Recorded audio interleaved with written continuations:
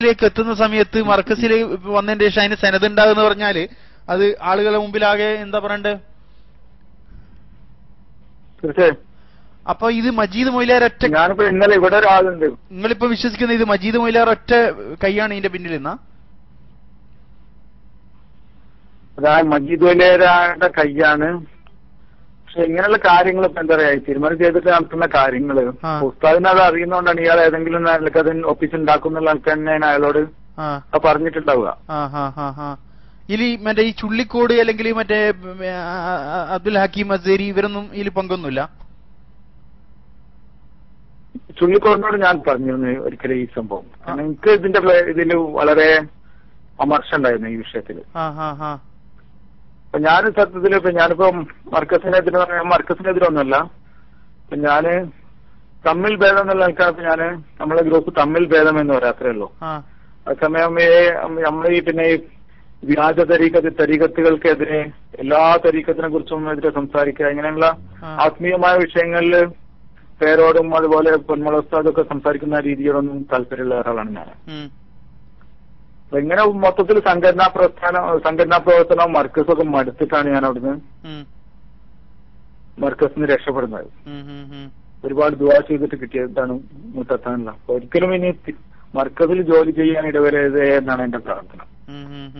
അല്ല, നിങ്ങൾ ചുള്ളിക്കോട് ഉസ്താദിനോട് പറഞ്ഞപ്പോ മൂപ്പരെന്താ പറഞ്ഞത്? ചുള്ളിക്കോട് ഉസ്താദിനോട് ഞാൻ പറഞ്ഞു ഇങ്ങനെ സംഭവം ഉണ്ട്, സംഭവം മജീദിലെ തയ്യാറാക്കിയിട്ടുണ്ട്. അപ്പൊ മൂപ്പര് എന്താ പറഞ്ഞെന്നറിയോ? ഒരു കോപ്പി മജീദരോട് എനിക്കും തരാൻ പറയും. എന്നോടും പല ആളുകളും ശ്രമിച്ചു വയ്ക്കാറുണ്ട്, അപ്പൊ കാണിച്ചു കൊടുക്കാമല്ലോ. നിങ്ങളതൊന്നും ആരോടും മുണ്ടാൻ നിൽക്കണ്ട, നിങ്ങളത് ആരോടും പറയണ്ട എന്ന് പറയും. വേറെ അബ്ദുൽ ഹക്കീമോ? അബ്ദുൽ ഹക്കീമിനോട് ഞാൻ ഈ വിഷയം പറഞ്ഞിട്ടില്ല. കാരണം വെച്ചാല് വേറെ നെല്ലിക്കുത്തുസ്താദ് അബ്ദുൽ ഹക്കീം ഇങ്ങനെയുള്ള വിഷയങ്ങളൊന്നും സംസാരിക്കാൻ ഇഷ്ടപ്പെടും. നെല്ലിക്കുത്തുസ്താദ് അറിയത്? നെല്ലിക്കുത്തുസ്താദിനോടും ഞാൻ സംസാരിക്കാറില്ല. നെല്ലിക്കുസ്താദ് നേരത്തെ തന്നെ വിശ്വസിക്കാത്ത ഇശാര മുബാറക്ക് വിശ്വസിക്കാത്ത ആളായിരുന്നു. ഏത് പിന്നെ ഈ ആദ്യം കൊണ്ടുവന്നതാ? അത് ഒറിജിനലാണെന്ന്. അല്ല, നിങ്ങള് നേരിട്ട് നോക്കിയ അതിന്റെ സമയത്ത് നിഴലോ കാര്യം എന്തോ ഉണ്ടായിരുന്നോ? നിങ്ങൾ നോക്കിയിരുന്നത്? ഞാൻ അങ്ങനെ വിശദമായിട്ട് നോക്കിയിട്ടില്ല. ഞാൻ പ്രദർശിപ്പിക്കുന്ന ആ കൂട്ടത്തിൽ ഇങ്ങനെ പോയി കാണാന്നല്ലാതെ. അപ്പൊ നിങ്ങളിപ്പോ ആകെ ചുള്ളിക്കോട് ഉസ്താദിനോട് ഈ വിഷയം സംസാരിച്ചിട്ടുള്ളൂ? ഞാൻ ചുള്ളിക്കോട് ഉസ്താദിനോട് സംസാരിച്ചിട്ടുള്ളൂ. പിന്നെ എന്താ അറിയോ, പിന്നെ ഞങ്ങൾ ഈ ഭക്ഷണം കഴിക്കുന്ന സമയത്ത് പല വിഷയങ്ങളും സംസാരിക്കാറുണ്ട്. മർക്കസിലെ ആഭ്യന്തര കാര്യങ്ങള് അതിൽപ്പെട്ട ആളുകളാണ് ഇപ്പൊ ഈ പറഞ്ഞ ആളുകളൊക്കെ. ഞാന്, മജീദ് അലിയര്, കൊൽമണ്ണ മുഹമ്മദ് സക്കാഫി, നൂറുദ്ദീൻ സക്കാഫി, ജാഫർ സാദി, മലയമ്മ, ഞാനിങ്ങനെ അത്ഭുതപ്പെടുകയാണ്. കാരണം നമ്മെ സംബന്ധിച്ചിടത്തോളം അത് ഷെയർ മുബാറക്കാന്ന് പറയാൻ അതിന് സെനദിന്റെ ഒരു ആവശ്യം ഉണ്ടായിരുന്നില്ലല്ലോ. തീർച്ചയായും ഉണ്ടായിരുന്നില്ല. അപ്പൊ നമ്മളിപ്പോ പിന്നെ ഈ 45 ആളുകൾ നാളെ മത്സരയിൽ നമുക്കിതിരെ സാക്ഷി എന്നാൽ നിങ്ങൾ എന്താ ചെയ്യാ? നിങ്ങളെന്താ ചെയ്യാന്നല്ലേ, നമ്മളെന്താ ചെയ്യാ? ഒന്നും ചെയ്യാൻ പറ്റില്ല. അവര് അല്ല, ഇത് പ്രത്യേകിച്ച് ഇൽമുള്ള ആളുകളാകുമ്പോ ആ വിഷയത്തിൽ ആഖിറത്തെ സംബന്ധിച്ചുള്ള ഒരു ചിന്ത ഉള്ള പ്രവർത്തനം ചെയ്യണ്ടല്ലേ?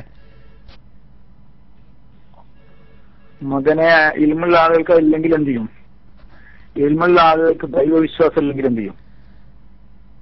അല്ല, നിങ്ങൾ എന്റെ അഭിപ്രായത്തിൽ നിങ്ങൾ അന്ന് വെബിസ്താദിനോട് ഇത് തുറന്ന് പറയേണ്ടിയിരുന്നു. അതായത് പല വിഷയങ്ങളും മാർക്കസിലൊക്കെ ജോലി ചെയ്യുന്ന സമയത്ത് പറയാൻ കഴിയില്ല. ഒന്നാമത്തെ ചിലപ്പോ നമ്മളൊക്കെ പള്ളപ്രശ്നം ഇതൊക്കെ ഉണ്ട്. ഞാനെന്ന് പറഞ്ഞാല് അന്ന് മാർക്കസില് കാഫികളുടെ കൂട്ടത്തിൽ ഏറ്റവും കൂടുതൽ ശമ്പളം വാങ്ങുന്ന ആളായിരുന്നു. അപ്പൊ അങ്ങനെയുള്ളൊരു ശമ്പളമൊന്നും പുറത്തു പോയാൽ കിട്ടില്ല. അപ്പൊ ആത്മാർത്ഥം ഇല്ലാത്ത അങ്ങനെ തന്നെ ഞാൻ നിങ്ങളോട് തുറന്നു പറയുന്നു, ശമ്പളത്തിന് വേണ്ടി ജോലി ചെയ്യായിരുന്നു. പിന്നെ പേരും നോക്കും വേണ്ടി എപ്പിസോഡിന്റെ സെക്രട്ടറിയാണ് അതാണ് ഇതാന്നൊക്കെ പറഞ്ഞിട്ട് ഇതുപോലെയാണ് അതിനൊക്കെ മടുത്തു.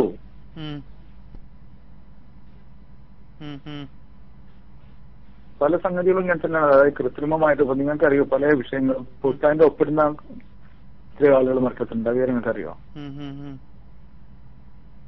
പുസ്തകത്തിന്റെ സിഗ്നേച്ചർ ചെയ്യുന്ന വിദഗ്ധന്മാരുണ്ട് മർക്കസിൽ, 4-5 പേര്. പല കാര്യത്തിനും അവർ ഒപ്പിട്ടിട്ടാണ് പല സംഗതികളും അവർക്ക് ഒത്താൻ അറിയുന്നതാണ്. അപ്പൊ ഉസ്താദിന് ഏതായാലും വ്യക്തമായിട്ട് ഇത് ഈ മുഫസ്സലായ സാധനം ഉണ്ടാക്കിയതാന്ന് ഉസ്താദിനും എ പി ഉസ്താദിനും അറിയാന്ന് നിങ്ങൾ പറയുന്നത്? തീർച്ചയായും. കാരണം ഉസ്താദ് അതിനുവേണ്ടി ഒരുപാട് ശ്രമിക്കുകയും 1-2 പ്രാവശ്യം ആരിഫ് ബർക്കാത്തിയെ വിളിച്ചു വരുത്തുകയും ആരിഫ് ബർക്കാത്തി കുറെ അങ്ങോട്ട് കൊണ്ട് ഓടൊക്കെ ചെയ്തിട്ട് കിട്ടായിരുന്നതാണെന്നുള്ളത് ഉസ്താൻ അറിയുന്നതാണ്. അല്ല, അപ്പൊ ആരിഫ് ബർക്കാത്തി അവരറിയോ ഇതിങ്ങനെ ഉണ്ടാക്കി വരും? ആരിഫ് ബർക്കാത്തി അറിയില്ല. മറ്റേ ഇക്ബാലിനറിയോ? അയാൾക്കും അറിയില്ല. അപ്പൊ നിങ്ങൾ ആ വിഷയം എന്തുകൊണ്ട് ചിന്തിച്ചില്ല? എന്തെങ്കിലും ഇവരാരെങ്കിലും ഓരോരുത്തർ ഡയറക്റ്റ് പോയിട്ട് സനദങ്ങൾ കൊടുത്തിരുന്നു എന്ന് ചോദിച്ചാല് എന്താ പറയേ? അതിന് മാത്രമല്ല ആ വഴിക്കൊന്നും അങ്ങനെയുള്ള വിഷയങ്ങളൊന്നും ആരും ചിന്തിക്കാറില്ല. പല വിഷയങ്ങളും ഇപ്പൊ അങ്ങനെയല്ല. ഇപ്പൊ മർക്കസില് കമാലിയ പ്രശ്നം ഉസ്താദും ഹക്കീമൊക്കെ ചെയ്ത അബദ്ധമല്ലേ? അബദ്ധത്തിന്റെ ഫലമായിട്ടല്ല കമാലിയ മെഡിക്കൽ കോളേജ് പ്രശ്നം ഉണ്ടായത്.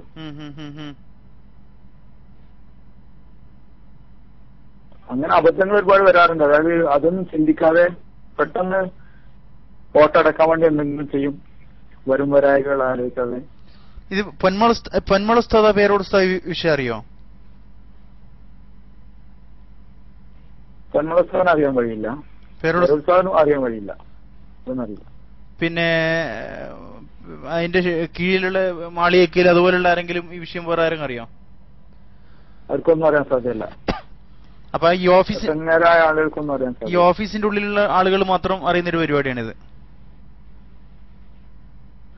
ഓഫീസിലെ മറ്റേ മുസ്ലിം സെക്ഷനിലുള്ള ആളുകൾക്ക്, മറ്റേ അക്കൗണ്ടിംഗ് സെക്ഷനിലും മറ്റൊക്കെ വർക്ക് ചെയ്യുന്ന ആളുകൾക്കൊന്നും അറിയില്ല. ചുള്ളിക്കോട് ഉസ്താദിന് വ്യക്തമായിട്ട് വർക്ക് ചെയ്യുന്ന ആളുകൾക്ക് അറിയാം. ചുള്ളിക്കോട് DTPയിൽ ജോലി ചെയ്യുന്ന ആളുകൾക്കറിയാം. ഒരുപാട് ഇങ്ങനെ കൃത്യമായിട്ട് പലതും ഉണ്ടാക്കാറും ചെയ്യാറൊക്കെ ഉണ്ടെന്നുള്ളത് ഇവർക്കറിയാം. DTPയിൽ ജോലി ചെയ്യുന്ന ആളുകൾ. ഇത് ഒരാള് രണ്ടാളല്ല, 45 ആളുകളെ നമ്മള് പിന്നെ ഈ വിഷയത്തിൽ നമ്മൾ ഭയന്നില്ല എന്ന് പറയുന്ന ഒരു ചെറിയ വിഷയമല്ല. തീർച്ചയായും അതിന്റെ അതായത് നരകത്തിൽ സീറ്റ് ബുക്ക് ചെയ്യുന്ന കാര്യം തന്നെയാണ്. കാരണം ചിലപ്പോ ആ ഹദീസിന്റെ വെളിച്ചത്തില് എന്റെ പേരിൽ കളവ് പറഞ്ഞാല് അവന് നിങ്ങളറിയോ ഒന്നും അറിയാത്ത നിഷ്കളങ്കരായ ഒരുപാട് മുഅ്മിനീങ്ങള് ഹക്കാണ് എന്നുള്ള നിലയില് പിന്നെ ഓരോ എന്തും ഓരോരുത്തർ ദുആ ചെയ്യുന്ന സമയത്ത് പഠിച്ചോനെ എന്റെ 10 വർഷം എടുത്തിട്ട് എ പി ഉസ്താദിന് കൊടുക്കണം, എന്റെ 10 വർഷം ആയുസ് എടുത്തിട്ട് പിന്നെ നമ്മളെ പണ്ഡിതന്മാർക്ക് കൊടുക്കണം എന്ന് ദുആ ചെയ്യുന്ന എത്രയോ ആളുകൾ ഞാൻ കണ്ടിട്ടുണ്ട്, കേട്ടിട്ടുണ്ട്. അപ്പൊ ഈ കൊടും ചതി അവരോട് മുഴുവനല്ലേ ചെയ്തിട്ടുള്ളത്?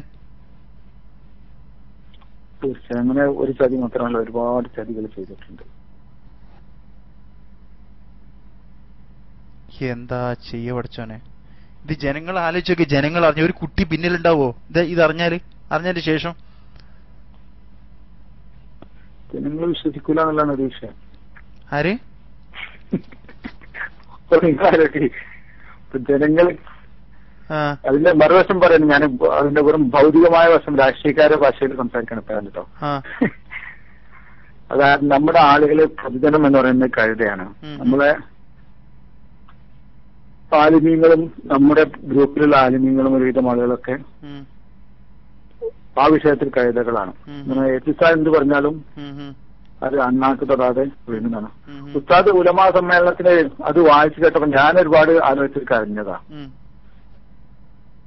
ഉസ്താദ് അന്ന് പിന്നെ കാതിരി എന്ന് വെച്ചിട്ടുള്ള സനത് വായിച്ചപ്പോ ശരം വാറക്കിന്റെ സനതായിട്ട് ഞാൻ ഉസ്താദ് എന്ത് അബദ്ധാണ് ചെയ്യുന്നത് എന്ന് ആലോചിച്ചിട്ട് ഞാൻ ഒരുപാട് അന്ന് ഈ ഹസ്രജി വന്നിട്ട് ആ സനത് കൊടുത്തപ്പോ ഞാൻ ഒരുപാട് സന്തോഷിച്ചു. ഹസ്രജി വായിച്ചത് സനതായിരിക്കും വിചാരിച്ചിട്ട്. കാരണം എന്താ വെച്ചാൽ ഇതുവരെ ഈ വ്യാജമായ സനത് വെച്ചിട്ട് അതൊക്കെ ഒന്ന് ഒഴിവാക്കിയ നല്ല സനത്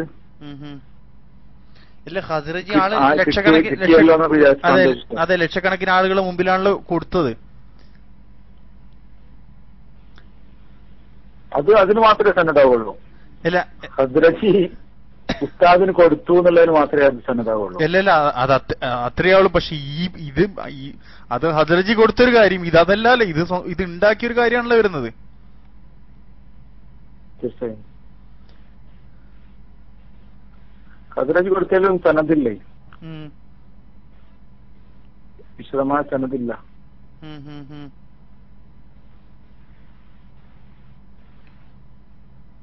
നിങ്ങളിപ്പോ ഞാനിപ്പോ പറഞ്ഞപ്പോഴും മാത്രമാണ് ഇത് അറിയുന്നത് നിങ്ങൾ വിവരം. തീർച്ചയായും.